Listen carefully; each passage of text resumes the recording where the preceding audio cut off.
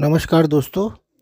आज हम उस कलात्मक ग्रह के बारे में बात करेंगे जिसका अध्ययन करना हमारे लिए बहुत ही आवश्यक है और जिसका प्रभाव हमारे जीवन पर शनि के समान ही होता है और जो बहुत ही रहस्यमय गुणों से युक्त है। यानी कि आज हम राहु के बारे में बात करेंगे। तुला लगन के जातकों की कुंडली में राहु का यह गोचर उनके चतुर्थ भाव में होने जा रहा है। चतुर्थ भाव केंद्र का भाव है जिसे हम विष्णु स्थान भी कहते हैं और केंद्र का राहु राजयोग कारक माना जाता है। केंद्र में स्थित राहु की जब महादशा या अंतर्दशा आती है तो वह जातक को जिंदगी में कई प्रकार की ऊंचाइयां प्रदान करता है। इसी प्रकार गोचर का राहु यदि केंद्र में हो तो उसका भी बहुत ही अच्छा फल जातक को प्राप्त होता है। और यहाँ पर तो केंद्र में बैठे राहु पर केंद्र में बैठे उच्च के बृहस्पति की दृष्टि भी पड़ने वाली है जो कि अमृत के समान है। चतुर्थ भाव सुख भाव होता है। इससे हम जीवन के सभी सुखों को देखते हैं। जीवन के सारे कंफर्ट्स व ऐशो आराम के साधन भी हम इसी भाव से देखते हैं। मकान, वाहन, कोठी, बंगले, फार्म हाउसेस, विला वगैरह तथा सारी लग्जरी गाड़ियां आदि हम इसी भाव से देखते हैं। हमारी माता का तथा माता से मिलने वाले सुखों का भी यही भाव होता है। इस समय में राहु का गोचर यह दर्शाता है कि आप प्रॉपर्टी से संबंधित कोई बड़ी खरीद फरोख्त कर सकते हैं। आप कोई मकान, दुकान, गोदाम, ऑफिस या कोई शोरूम आदि खरीद सकते हैं। और यदि कुंडली में बाकी ग्रहों की स्थिति भी मजबूत है तो आप कोई बड़ा फार्म हाउस या कोई बड़ी लैंड भी खरीद सकते हैं और कोई बड़ा प्रोजेक्ट भी शुरू कर सकते हैं। कोई कॉमर्शियल लैंड, कोई होटल या कोई हॉस्टल या कोई हॉस्पिटल आदि भी खरीद सकते हैं। या फिर देश या विदेश में प्रॉपर्टी से रिलेटेड कोई बड़ी डील भी कर सकते हैं। क्योंकि राहु अपना खेल खेलेगा तो वह कुछ भी बड़ा करवा सकता है। आप अपने ऐशो आराम व सुख साधनों पर अच्छा खासा खर्चा करेंगे। आप इस समय में कोई बड़ा वाहन भी ले सकते हैं। कोई पर्सनल या कॉमर्शियल व्हीकल भी परचेज़ कर सकते हैं। महंगी गाड़ी, हेलीकॉप्टर या प्राइवेट प्लेन जैसे वाहनों पर भी आप अपना खर्चा कर सकते हैं। अपने घर को रिनोवेट करवा सकते हैं। अपने लिए नए नए कपड़े, गहने, फर्नीचर आदि अन्य सुख साधन की चीज़ों पर भी आप खर्च कर सकते हैं।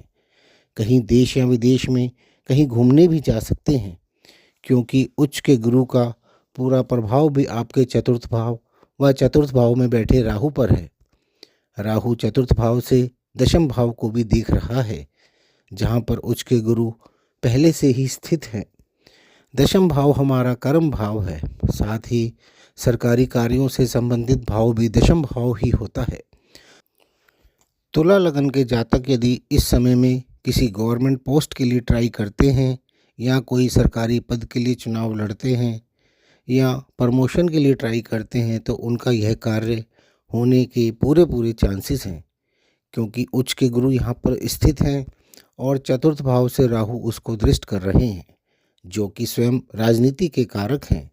साथ ही राहु का गोचर शनि की राशि से शनि की ही राशि में होगा और आप तो जानते हैं कि राहु शनिवत फल देते हैं और शनि इस कुंडली के योग कारक ग्रह हैं। यानी शनि का फल और शनि की राशि में गोचर कर रहे राहु का फल आपको निश्चित रूप से बहुत ही अच्छा मिलने वाला है।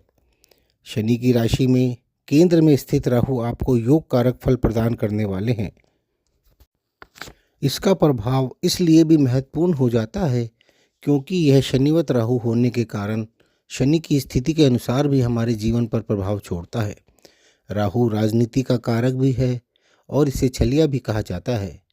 यह जिसे देने पर आता है तो उसे रंक से राजा बना देता है और जिससे लेने पर आता है उसे राजा से रंक बना देता है। इसलिए इस कलयुग में राहु पर गौर करना अत्यंत आवश्यक है क्योंकि राहु अपना काम इतने कलात्मक तरीके से करता है कि कोई सोच भी नहीं सकता कि उसके साथ ये कब और कैसे हो गया। जुए में हार जीत, राजनीति में पद प्राप्ति या पद का अचानक चले जाना, किसी का अचानक अभिनेता या अभिनेत्री बन जाना, यानी कोई भी फिल्म अचानक से हिट हो जाना, व्यक्ति का रातों रात स्टार बन जाना, चाहे वह किसी भी कारण से हो, मूवी के कारण, गानों के कारण या किसी चाय बेचने वाले या बड़ा पाव बेचने वाले का अचानक स्टार बन जाना आदि सब में राहु का बहुत ही अहम रोल है। जबकि ज्योतिष में इसे सिर्फ एक छाया ग्रह के रूप में देखा जाता है। आपकी कुंडली में राहु जिस भाव में होता है, आप जीवन में उस भाव से संबंधित कारकत्वों के लिए प्रयत्नशील रहते हैं और उससे संबंधित परिस्थितियों के लिए भाग दौड़ करते रहते हैं। और गोचर का राहु जो कि 18 महीने बाद आपकी कुंडली में अपना स्थान परिवर्तन करता है, वो भी आपके जीवन पर अपनी बहुत ही अहम भूमिका निभाता है।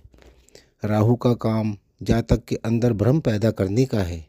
राहु किसी भी जातक के मस्तिष्क में कुछ ऐसा भ्रम पैदा करता है कि जातक यह सोच भी नहीं पाता कि वह क्या कर रहा है, और उसी के चलते वह ऐसा कार्य कर जाता है कि रातों रात उसकी किस्मत ही बदल जाती है। यदि शुभ स्थिति होगी तो वह रातों रात स्टार बन जाएगा, अन्यथा अशुभ स्थिति में वह सड़क पर भी आ सकता है।